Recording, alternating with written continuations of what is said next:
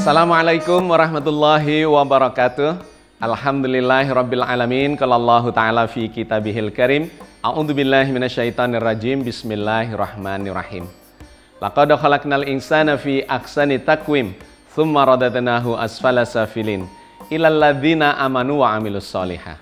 Wassalatu wassalamu ala nabiyina Muhammadin wa ala alihi wa ashabihi wa ummatihi ajmain.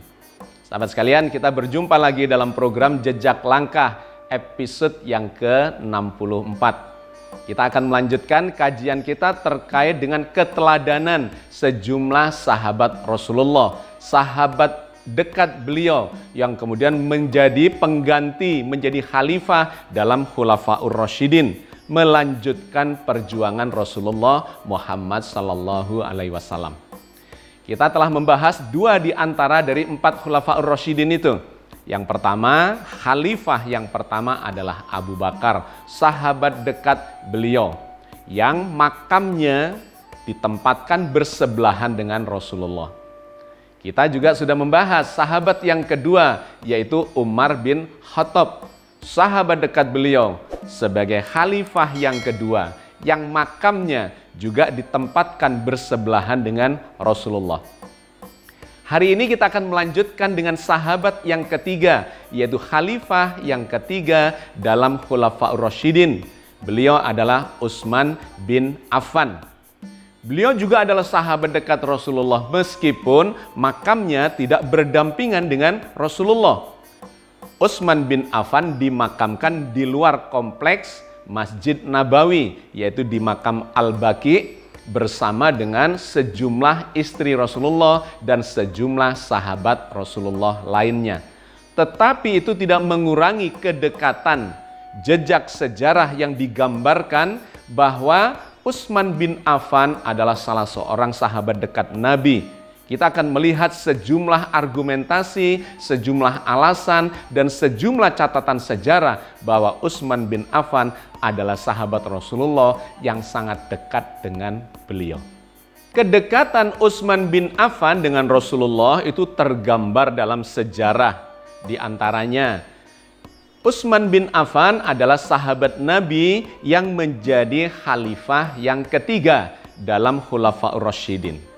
Sahabat paling dekatnya tentu saja adalah khalifah yang pertama, yaitu Abu Bakar, teman sepermainannya sejak muda, yang selalu mendampingi Rasulullah sejak beliau masih muda, kemudian menjadi nabi, menjadi rasul, hijrah, dan seterusnya sampai wafatnya Rasulullah.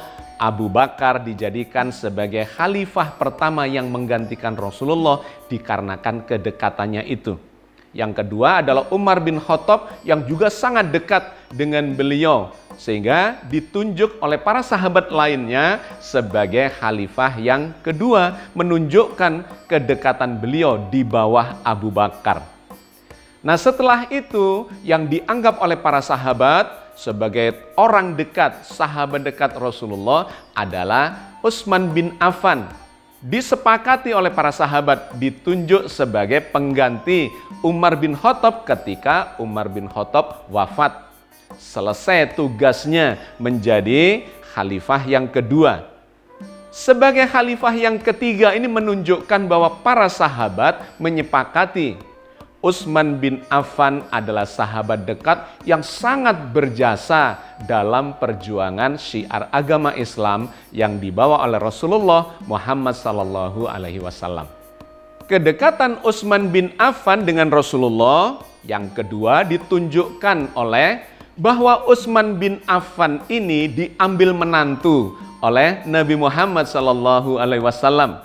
Beliau dinikahkan dengan salah satu putri dari Nabi Muhammad, yaitu Ruqayyah.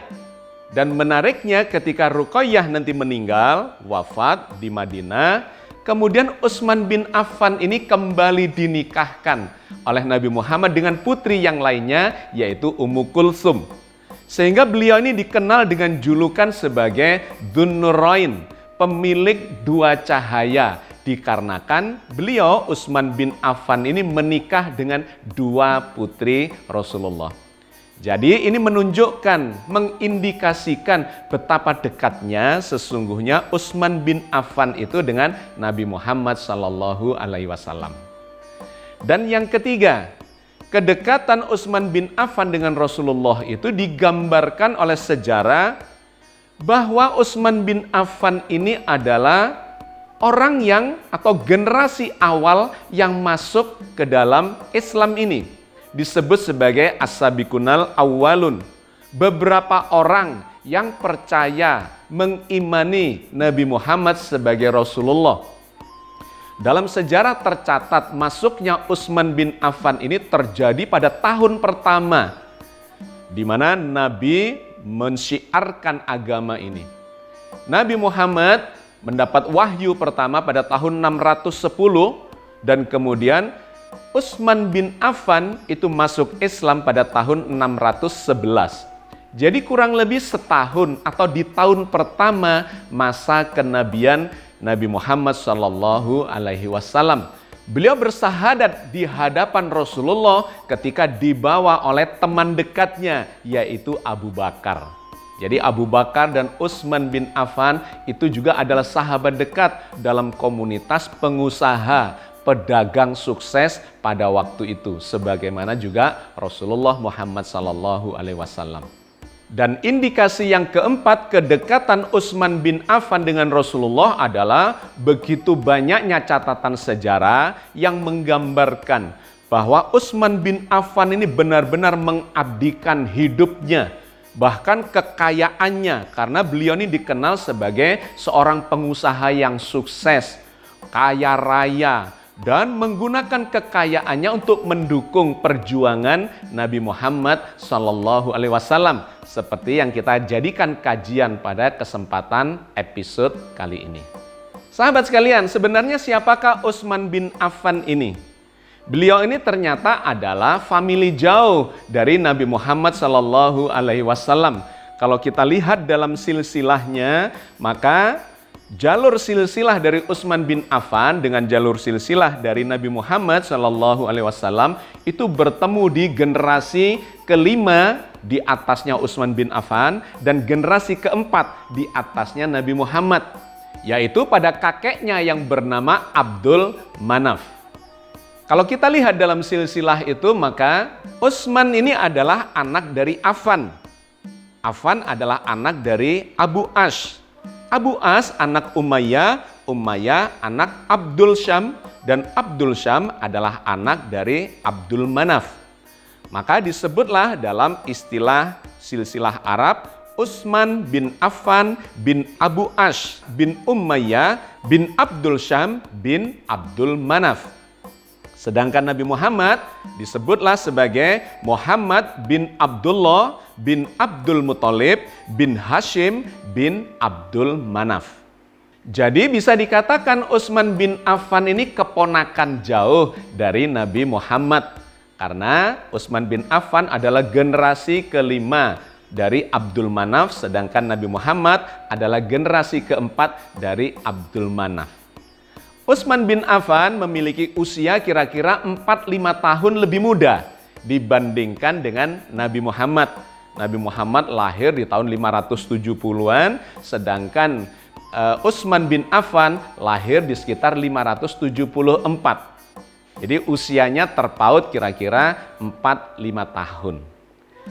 Utsman bin Affan ini lahir di kota yang sangat subur di luar kota Mekah, yaitu kota Taif. Kota Taif adalah tempat yang subur, dataran tinggi, di sana terkenal sampai sekarang dengan pertaniannya, buah-buahan, sayuran dan seterusnya ya, hasil pertaniannya, daerahnya dingin, di ketinggian daerah pegunungan begitu. Beliau lahir di kota Taif itu dan Nabi Muhammad pernah dibesarkan pada masa kecilnya di kota Taif itu ketika ikut dengan ibu yang menyusukannya. Sahabat sekalian, Utsman bin Affan ini adalah dari kalangan Bani Umayyah. Umayyah adalah nama kakek buyut dari Utsman bin Affan yang nantinya ini akan menjadi Bani yang sangat terkenal karena berkuasa setelah zamannya Khulafaur Rasyidin, yaitu Bani Umayyah. Utsman bin Affan adalah keturunan atau cucu buyut dari Umayyah, sedangkan Nabi Muhammad adalah dari Bani Hashim. Tetapi keduanya sekali lagi bertemu pada kakek buyutnya atau kakek canggahnya yang bernama Abdul Manaf. Bapaknya Utsman, yaitu Affan bin Abu As, adalah pedagang sukses, pedagang yang kaya raya, tetapi meninggal pada saat masih muda. Sehingga Utsman bin Affan itu mewarisi kekayaan dari bapaknya itu. Dan kemudian dia sangat berbakat di dalam perdagangan, mengembangkan perdagangannya ke negeri Syam dan jaringannya sampai ke Afrika, yaitu ke negeri Habasyah atau Habsyi, atau dikenal juga sekarang sebagai Ethiopia di tanduk Afrika. Jadi ini adalah bagian dari kelompok orang-orang kaya di kaum Quraisy itu, termasuk Abu Bakar, termasuk Rasulullah, seorang pedagang yang sukses. Mereka adalah kelompok pebisnis pedagang yang sukses pada waktu itu, dan kemudian menjadi as-sabiqunal awwalun, mempercayai Rasulullah sebagai nabi, dikarenakan mereka tahu benar siapa yang namanya Muhammad bin Abdullah itu, orang yang sangat jujur, sangat amanah, tidak pernah berbohong dengan apa yang diceritakan dan disampaikan dalam pergaulan kemasyarakatannya. Jadi Utsman bin Affan ini adalah kelompok elit waktu itu di kalangan kaum Quraisy, dikarenakan kekayaannya, dan dia adalah orang yang sangat terpelajar, dari golongan kaya yang terpelajar, dan termasuk tidak banyak ya, dari sedikit orang yang bisa atau menguasai baca tulis. Kurang lebih digambarkan dalam sejarah hanya 20-an orang dari kaum Quraisy waktu itu yang belajar baca tulis. Sehingga nanti dalam sejarah tercatatlah Utsman bin Affan ini sebagai salah satu tokoh sentral yang membukukan Al-Quran menjadi sebuah mushaf, dan kemudian kita kenal sebagai mushaf Utsmani, di mana prosesnya sudah dimulai dari Abu Bakar, dilanjutkan oleh Umar bin Khattab, dan puncaknya di tangan Utsman bin Affan. Karena beliau ini sejak awal sudah menjadi pendamping Rasulullah untuk mencatat, menuliskan wahyu-wahyu yang diturunkan oleh malaikat Jibril kepada Rasulullah. Ada sejumlah sahabat yang dimintai tolong oleh Rasulullah, ditugasi oleh Rasulullah untuk menuliskan wahyu-wahyu yang diturunkan itu. Di antaranya adalah Utsman bin Affan ini. Setelah masuk Islam di tahun pertama masa kenabian, Utsman bin Affan ini dinikahkan oleh Rasulullah dengan putrinya Ruqayyah pada tahun ketiga masa kenabian beliau.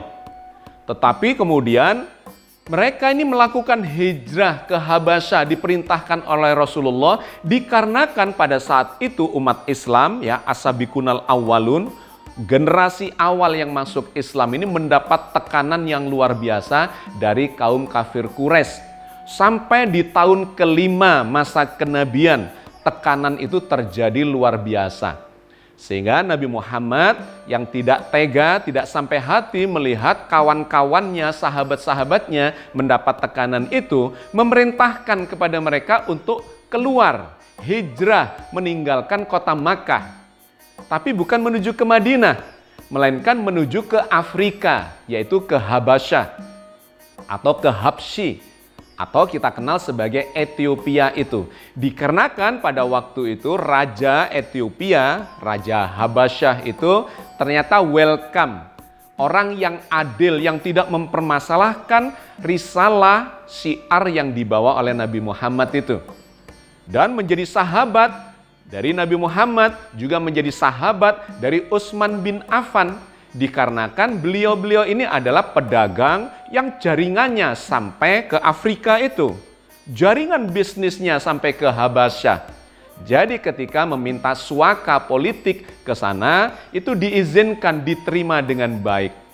Maka ada sejumlah sahabat, pada awalnya kira-kira belasan orang, melakukan hijrah ke Habasyah di bawah pimpinan Utsman bin Affan dan istri beliau yang putri Rasulullah, yaitu Ruqayyah. Utsman bin Affan melakukan hijrah itu dan di sana mengembangkan kembali bisnisnya yang mengalami rusak, gangguan, ya, diganggu oleh kalangan kafir Quraisy di Mekah. Tetapi karena jaringan bisnisnya sudah sedemikian baik sampai ke Habasyah itu, maka beliau bisa mengembangkan kembali bisnisnya di Habasyah itu untuk membiayai kaum muslimin dan muslimat yang di bawah pimpinannya hijrah ke Habasyah itu. Itu terjadi pada tahun kelima. Tetapi tidak lama kemudian, beberapa bulan kemudian, tidak sampai 1 tahun, mereka mendengar bahwa Umar bin Khattab masuk Islam. Di mana pada waktu itu Umar bin Khattab itu orang yang sangat ditakuti karena sangat temperamental dan keras di dalam melawan, membuli, bahkan menyiksa kaum muslimin, termasuk adiknya yang sudah pernah kita bahas di dalam episode yang lalu terkait dengan Umar bin Khattab itu. Dia tidak segan-segan untuk menyiksa bahkan membunuh orang-orang yang mengikuti masuk Islam, mengikuti Rasulullah. Nah, yang menarik ketika Utsman bin Affan sedang memimpin sejumlah sahabat yang hijrah ke Habasyah itu, Umar bin Khattab kemudian masuk Islam juga. Maka kembalilah sejumlah kawan-kawan atau sejumlah sahabat itu kembali ke kota Mekah. Tetapi ternyata tekanan dari kaum Quraisy yang lainnya itu semakin kuat meskipun Umar bin Khattab sudah menjadi salah satu garda depan untuk membentengi perjuangan Islam itu. Maka kembali umat Islam lebih banyak melakukan hijrah yang kedua. Kembali ke Habasyah, jumlahnya puluhan bahkan dikatakan mencapai 100 orang lebih. Di bawah pimpinan Utsman bin Affan dan istri beliau yaitu Ruqayyah. Di sana selama beberapa waktu sampai keadaan mereda kembali. Tekanan kaum kafir Quraisy kepada umat Islam semakin menjadi-jadi sehingga beberapa tahun kemudian pada tahun ke-13 Rasulullah memerintahkan para sahabat yang sebagian sudah kembali dari Habasyah dan yang lainnya yang masih ada di kota Mekah itu untuk berpindah hijrah menuju kota Madinah yang waktu itu namanya adalah kota Yathrib. Berhijrah dalam jumlah yang besar kecuali Rasulullah bersama Abu Bakar yang masih tinggal sebagai kloter terakhir untuk meninggalkan kota Makkah itu. Itulah yang menjadi catatan sejarah kenapa Abu Bakar kemudian disebut sebagai sahabat yang paling dekat dengan Rasulullah. Bahkan sampai saat menjelang hijrah pun yang mendampingi beliau adalah Abu Bakar itu. Mereka berdua adalah orang yang terakhir meninggalkan kota Mekah menuju kota Madinah. Ketika semua para sahabat sudah sampai di kota Madinah, kemudian disusul oleh Rasulullah dan Abu Bakar, maka di tahun kedua keberadaan Utsman bin Affan di kota Madinah, ternyata istri beliau Ruqayyah meninggal dunia. Setelah itu tidak lama kemudian Utsman bin Affan dinikahkan oleh Rasulullah dengan putri yang lainnya yaitu Ummu Kalsum. Maka sahabat sekalian, ini menggambarkan betapa dekatnya sesungguhnya Utsman bin Affan itu dengan Nabi Muhammad sallallahu alaihi wasallam. Utsman bin Affan adalah orang yang sangat dihormati karena kepandaiannya di dalam baca tulis, dikarenakan kekayaannya, juga dikarenakan kedermawanannya dan segala macam kebaikannya dalam mendukung perjuangan Rasulullah. Sebagaimana digambarkan dalam hadis riwayat Imam Muslim berikut ini. Diriwayatkan oleh Imam Muslim bahwa Aisyah bertanya kepada Rasulullah, "Abu Bakar masuk tetapi engkau biasa saja dan tidak memberi perhatian khusus. Lalu Umar masuk, engkau pun biasa saja dan tidak memberi perhatian khusus. Akan tetapi ketika Utsman masuk, engkau terus duduk dan membetulkan pakaianmu. Mengapa?"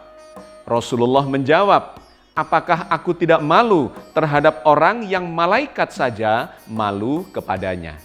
Hadis riwayat Muslim. Jadi Utsman bin Affan adalah sahabat dekat yang disegani, bukan hanya oleh para sahabat yang lainnya, tetapi juga termasuk disegani oleh Rasulullah.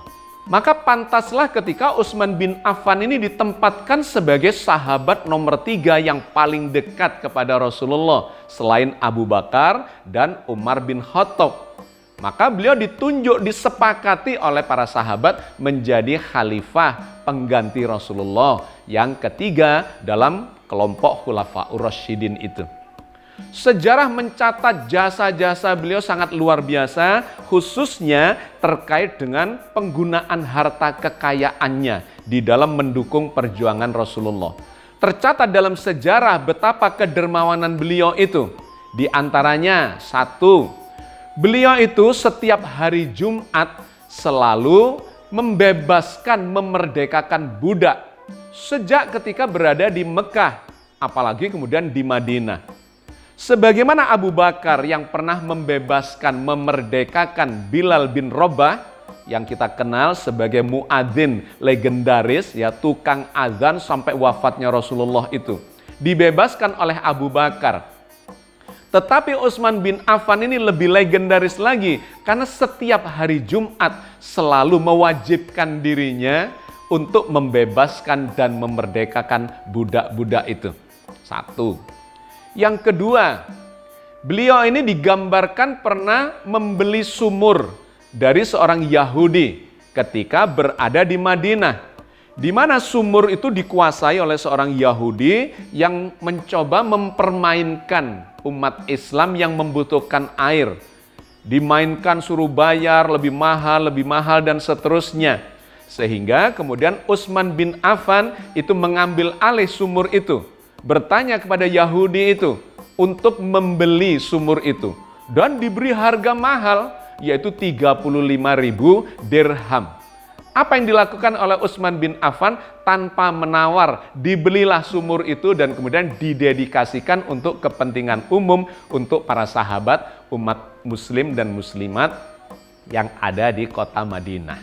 Di kesempatan yang lain digambarkan Utsman bin Affan membantu perang Tabuk, perang yang terjadi ketika Rasulullah berada di Madinah. Beliau ini menanggung 1/3 dari biaya perang pada waktu itu. Digambarkan dalam sejarah, beliau menyumbangkan misalnya unta sebanyak 950 ekor unta.